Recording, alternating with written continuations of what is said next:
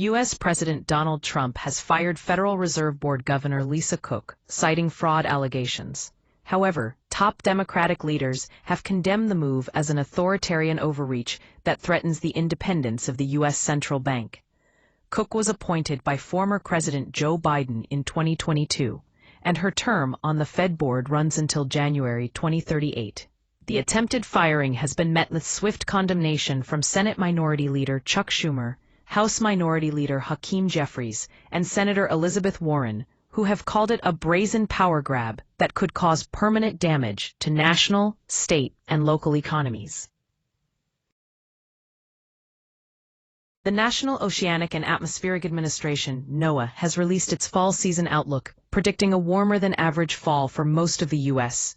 The forecast suggests that much of the country will experience balmy and possibly hot conditions, with the highest chance of warmer temperatures in the Southwest and New England. This means that most areas will likely be milder than usual from September to November. However, it's essential to note that this outlook doesn't predict daily or weekly temperature variations, but rather the overall average for the season.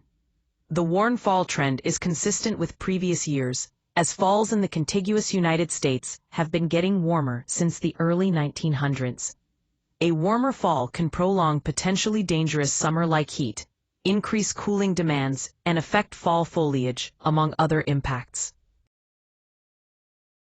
The National Collegiate Athletic Association, NCAA, has partnered with Venmo to support athletes who face harassment on the payment app. The partnership includes a reporting hotline for athletes and the NCAA to report potential cases of abuse. Venmo will provide a best practices guide for athletes to stay safe on its platform and monitor student-athletes' accounts to mitigate an influx of requests based on game performance.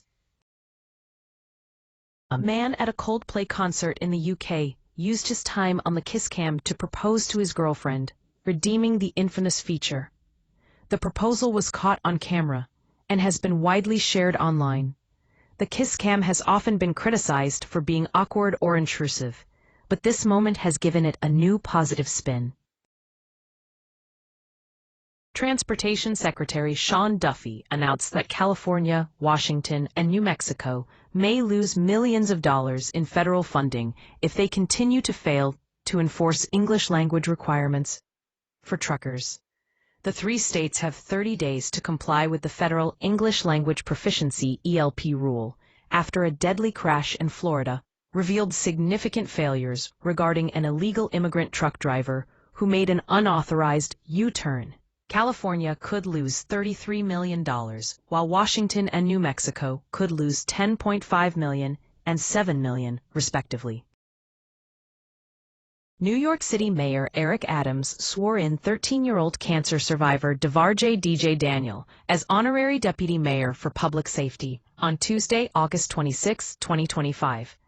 DJ Daniel has been recognized by President Donald Trump and has set a Guinness World Record for being sworn into the most law enforcement agencies across the country. The mayor presented DJ with a deputy mayor DJ uniform and a proclamation following the swearing-in ceremony. The Department of Homeland Security released a second round of August funding for Hurricane Helene relief, allocating an additional $28 million to bring the total to $124 million in funds from FEMA. The funding will go towards road repairs and critical infrastructure restoration in North Carolina and Tennessee, where a crucial stretch of Interstate 40 was washed into the Pigeon River. Secretary Kristi Noem's leadership has been praised for moving faster than ever before to provide relief to Americans affected by the hurricane. Representative Marjorie Taylor Greene has expressed her opposition to President Donald Trump's proposal to allow 600,000 Chinese students into the United States. Greene argued that allowing these students could be a threat to national security, and that schools should not rely on foreign students to remain financially stable. The number of international students from China in the U.S. for the 2023-2024 academic year was 277,398. Trump's plan has sparked controversy, with some arguing that it could compromise American interests. Emma Hemming Willis, the wife of actor Bruce Willis, has revealed that she noticed alarming warning signs in her husband's behavior before his diagnosis with frontotemporal dementia. According to Emma, Bruce became more reserved and lost interest in things he usually loved, including family outings. She described him as being a little more quiet and very cold, not like Bruce, who was very warm and affectionate. The couple had been married since 2009 and have 2 daughters together. In March 2022, it was announced that Willis would be stepping away from his acting career due to an aphasia diagnosis, which was later revealed to be frontotemporal dementia. Emma has written a book about her experiences caring for Bruce, titled The Unexpected Journey: Finding Strength, Hope, and Yourself on the Caregiving Path, which is set to be released in September. A New York high school student, Sabrina Steffens, has won the right to display a Bible verse on her senior parking spot after a battle over free speech and religious expression came to a close. The Grand Island High School initially rejected Steffens' designs because they included Christian imagery and scripture. But after intervention from the First Liberty Institute, the school reversed its decision, citing constitutional principles. Comedian David Spade revealed on his podcast that he considered getting his gun out when a group of autograph seekers followed him home from the Improv Comedy Club in Los Angeles. Spade explained that the autograph seekers, who were not fans, asked for signatures and merchandise while blocking his driveway. He said he was nervous and considered showing them his gun to deter them. This incident is not an isolated case, as other celebrities like Brad Pitt and Nicole Kidman have also been victims of crime in Los Angeles. Spade has offered a $5,000 reward to help catch arsonists who were terrorizing the city in January. Google has just launched its most memorable launch yet, with a lineup of devices that bring the company's boldest AI, camera, and ecosystem upgrades so far. The Pixel 10 series is at the forefront of this innovation, with features like Magic Q, Camera Coach, and ProRes Zoom, making it easier to take stunning photos and videos. But what really sets these devices apart is their emphasis on AI-first technology, which promises to make life easier for users. With 7 years of updates guaranteed, Google's promise of longevity and reliability is a major selling point. But will this convince you to upgrade from your current device? Let us know by writing to us at cyberguy.com/contact. After a bloody weekend in Chicago, some residents are calling for President Donald Trump's federal police intervention plan to be implemented in the city. The plan, which has been successful in Washington, D.C., aims to reduce crime and violence by deploying federal law enforcement officers to high-crime areas. Residents such as Danielle Carter Walters, a Black woman and co-founder of Chicago Flips Red, a group of Windy City Trump supporters, are speaking out in support of the plan. "Our communities are out of control," she said. "The destruction, the devastation of what's happening. We are being displaced out of our homes by illegal aliens." Carter Walters is not alone in her support for the plan. Aaron Delmar, the Cook County Republican Party chairman, and former First Assistant State's Attorney of Cook County, Robert Milan, also back the initiative. Meanwhile, Chicago marked another weekend of bloodshed, with 6 people killed and 27 injured in shootings across the city. Morgan Riddle, the girlfriend of American tennis star Taylor Fritz, is preparing for her U.S. Open experience with a humorous TikTok video. In the clip, she pokes fun at the tournament's quirks, including long lines and NYC humidity. Fritz won his first-round matchup against Emilio Nava and will face Lloyd Harris in the second round on Wednesday. Seattle Mariners catcher Cal Raleigh has joined an elite group of players, becoming the second switch hitter to hit 50 home runs in a season. Raleigh achieved this milestone on Monday, August 26, 2025, with his 50th home run of the season against the San Diego Padres. He joins Mickey Mantle as the only 2 switch hitters to reach this feat. In addition to his impressive power numbers, Raleigh has also demonstrated versatility as a left-handed hitter and right-handed hitter, with 30 home runs as a lefty and 20 as a righty. Meghan Trainor is clapping back at fans who said they couldn't recognize her after her recent weight loss. The Make You Look singer posted a TikTok of herself doing the stiletto challenge, and in response to comments saying she didn't look like herself, Trainor took to the social media app again, seemingly responding to the critics in the comment section of her first post. In the second post, Trainor gave fans a more close-up look at her makeup. As she mouthed the lyrics to Megan Thee Stallion's song, Her, she captioned the post, "Glam team really did that." Not all the comments on the original post were negative.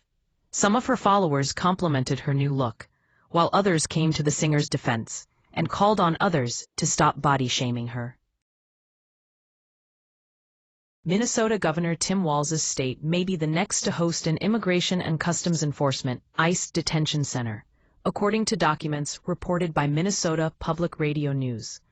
A private prison that shut down over a decade ago in Appleton, near the South Dakota line, is reportedly under consideration for repurposing as an ICE facility. The defunct Prairie Correctional Facility's owner is seeking a federal contract, and while state law bans non-governmental prisons, it does not cover federal usage. This move comes as major facilities were opened or repurposed in Florida, New Jersey, Texas, and elsewhere. A group of 23 Republican state attorneys general have sent a letter to the Environmental Protection Agency, EPA, urging them to cut funding for the left-wing environmental group, the Environmental Law Institute, ELI, and its Climate Judiciary Project. The project has been accused of training judges on climate policy and using taxpayer funds to advance a radical agenda. The attorneys general argue that ELI's statements are misleading, and that the project is using taxpayer dollars to lobby judges in favor of climate change policies. Authorities in different parts of the country have announced the arrests of multiple illegal immigrants accused of fatally striking drivers, pedestrians, and even a teen on a bicycle in recent days. The incidents include a 15-year-old cyclist, death, and a wrong-way crash, killing a high school couple. ICE issued detainers for several suspects, who are from countries including Honduras, Angola, India, and others. President Donald Trump campaigned heavily on fighting migrant crime, and a nationwide crackdown has been underway since he returned to office in January.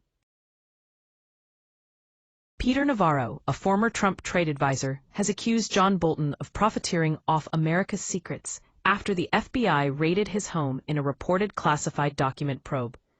Navarro wrote that Bolton had disclosed confidential U.S. deliberations on how to fracture Venezuelan President Nicolas Maduro's control and prompt military defections. He noted that disclosing national defense information without authorization could violate U.S. code, potentially leading to prison time for Bolton. The FBI executed a search warrant on Bolton's home and office last week, and Democrats have also criticized Bolton for his book, The Room Where It Happened, which they claim jeopardized national security by disclosing classified information. A home explosion in St. Louis County, Missouri, damaged more than 20 properties and left an 18-year-old with life-threatening injuries. The blast was felt miles away, causing widespread damage to homes in the area. Police said at least 3 people were hurt in the explosion, which remains under investigation. The cause of the blast is not yet clear. Pittsburgh Steelers quarterback Aaron Rodgers is downplaying the hype surrounding his team's Week 1 game against the New York Jets. Rodgers, who played for the Jets in 2023 before joining the Steelers this season, said he doesn't put too much stock into the matchup. Probably nowhere near where it might be made out, Rodgers said on Mad Dog Radio when asked how it would feel to face the Jets in Week 1. The two teams will meet on Sunday, September 8th, with Justin Fields set to start for the Jets. Rodgers added that he really wanted to win with the Jets and was disappointed that his time there didn't work out as planned. Pastor Corey Brooks, a prominent figure in Chicago, has criticized the National Football League, NFL, for its latest virtue signaling efforts. The NFL has been promoting social justice messages on their end zones, which Brooks believes is an attempt to gaslight Americans and promote elitist ideologies. He argues that sports should be about athleticism and competition, not politics. Brooks, who has spent years working with underprivileged communities in Chicago, believes that the NFL's actions are a disservice to the blue-collar fans who make up the heart of American football. The Fox News opinion newsletter highlights various articles, including one where Trump is said to have pranked Democrats into opposing something they've always claimed to support. The newsletter also features other opinion pieces on topics such as the Democratic Party's stance on America, President Trump's tariffs, and life's sweetest truth. New York City mayoral candidate Zohran Mamdani's campaign raised over $1 million in July and August, with more than half of the funds coming from outside New York State. According to Campaign Finance Board data, 53.5% of Mamdani's fundraising came from out-of-state donors, while his leading competitor, former Governor Andrew Cuomo, also received a significant portion of his donations from outside New York City. A recent study from Canada's McMaster University found that animal-sourced foods are not associated with a higher risk of death. The research analyzed data from nearly 16,000 adults and discovered that animal proteins may offer protective benefits against cancer-related mortality. The findings suggest that both plant and animal protein can promote health and longevity. Washington, D.C. Attorney General Pam Bondi announced another alleged Tren de Aragua gang member was taken into custody on Monday night as part of the federal law enforcement takeover of the capital city. The Department of Justice reports over 1,094 arrests and 115 illegal guns seized since the crackdown began. President Donald Trump's executive order scrapping cashless bail for those arrested in D.C. has triggered backlash from local Democrats.